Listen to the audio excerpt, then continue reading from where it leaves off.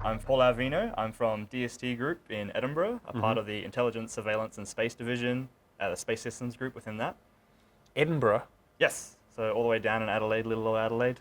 Edinburgh, Adelaide? Yep. Ah, there you go. You got me already. So what does your group work on? So we work on taking defense payloads that are developed across DST, integrating them into spacecrafts. So for example, our next mission, we're taking a HIAF payload from one of our groups, and we're integrating that into Innovor Technologies 6U bus, which is a small company in Adelaide. So what sort of a payload are we talking? So the HIAF payload is actually quite large. It is. Is this hydrogen fluoride? Oh no, HIAF? it's just this is a high frequency receiver system. Right. Okay. Good. So thank you. it is a 3-meter bow tie antenna that basically expands out like an X shape. And then this sits on the opposite side of the ionosphere and collects measurements. And so Buccaneer main mission's objective is to collect these high-frequency measurements in low Earth orbit in order to better understand radio frequency propagation through the ionosphere. And you're putting that onto a small spacecraft? Yes. So our small little spacecraft is basically a 3U, which means it's a 10 by 10 centimeter box by 30 centimeters. Okay, so this is the CubeSat, multiples of CubeSats. Basically 3 little cubes on top of each other, Right, so almost like a toaster. Right, okay. Right, okay, and that's enough to hold this antenna? Yeah, so basically it will spiral up. It is amusingly a Bunnings tape measure that basically will unfurl itself into an X shape and basically curls itself up like it was into a swivel, and then stays in a small little tuna can on the very edge of the spacecraft. Right. But what are you doing here in a nuclear physics department? Yes, so at ANU, basically what we want to do is we want to further develop our understanding of the space radiation environment and its effect on electronics. So a big thing with CubeSats is that a lot of them are commercial off-the-shelf products that might not necessarily have radiation hardening, might not be very well protected. And in space, you have a lot of very damaging radiation in the form of protons and photons and electrons and a range of other things.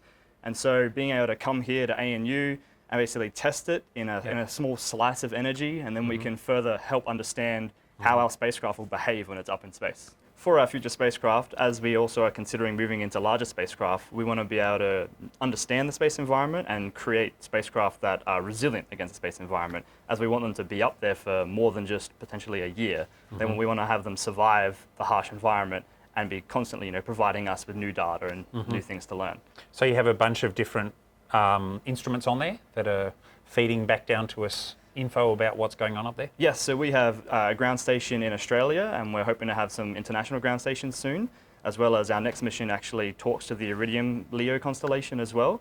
And so we can basically constantly be getting telemetry from our spacecraft. Okay, so you have put a CubeSat into the beamline here somewhere? So not a full CubeSat. We've basically taken a small bit of electronics that we're putting in our next spacecraft. So on the next spacecraft, as well as the HF antenna, we have a small deployable arm that will basically extend out and it can retract back in. And on the end of it is a mirror, a 3D polished printed mirror of titanium that will basically rotate around. And then there'll be a camera on the inside that'll image that mirror. And we can basically take a selfie of the satellite and then turn it around to the flat side and then take an image of the Earth. And because there's 2 different focal points, we need a little liquid lens in there that can basically change the focal point of your camera based on 2 oils.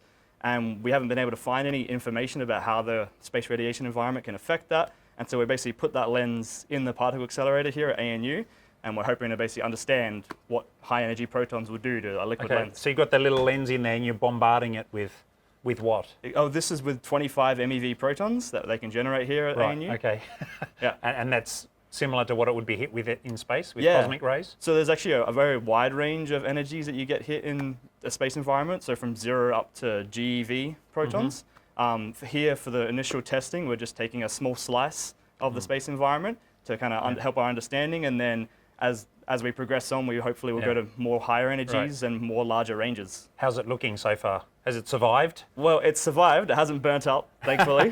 But to do all the proper testing, we have to take it back to DST, unfortunately. Okay, and that's going to take a while, is it? Hopefully. Actually, no. Hopefully it'll be quick.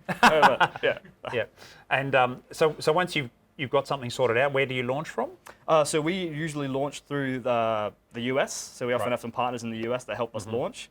So for the next mission, we're launching on the Space Test Program, which is actually, so we'll be the first foreign launch ever. which will be really cool. Yeah. For the previous mission, we launched with NASA through the Alvino program.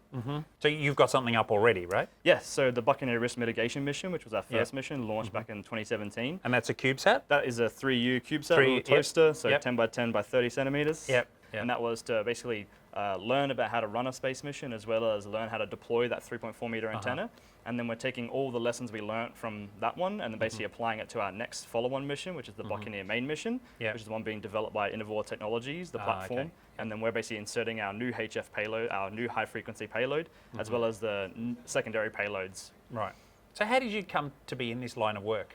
So I actually did high-performance computational physics back at Adelaide Uni. Right, okay. And I love space stuff, so I thought DST would be a great place to work for, and then I joined up with the space team. Right, okay, and that was a reasonably easy fit to come into? Yeah, it's great. So are you doing computational stuff now? Yes and no. We hope to do more computational stuff, but I still do code. I still do a lot of software. Yeah. And then working here with ANU folk, hopefully there's some interesting stuff we can explore. So they're more experimental, actually, putting stuff into CubeSats and... A lot of electrical work lately, a lot of assembly integration and testing. We need to assemble the spacecraft in clean environments, and so there's a lot of learning about how to properly assemble spacecraft rather than just slapdashing it together in a workshop. Yeah, right. So there's a lot to learn. Right, so how's it been coming to here? It's been great. It's really good to be surrounded by physicists again, rather than being back in Adelaide Uni. Yep. And the team here is really good. Everyone's really awesome, really passionate, and working far too late. But What's your highlight so far of being in the big accelerator and so on? One of the highlights, probably we dropped one of the samples by accident in the accelerator.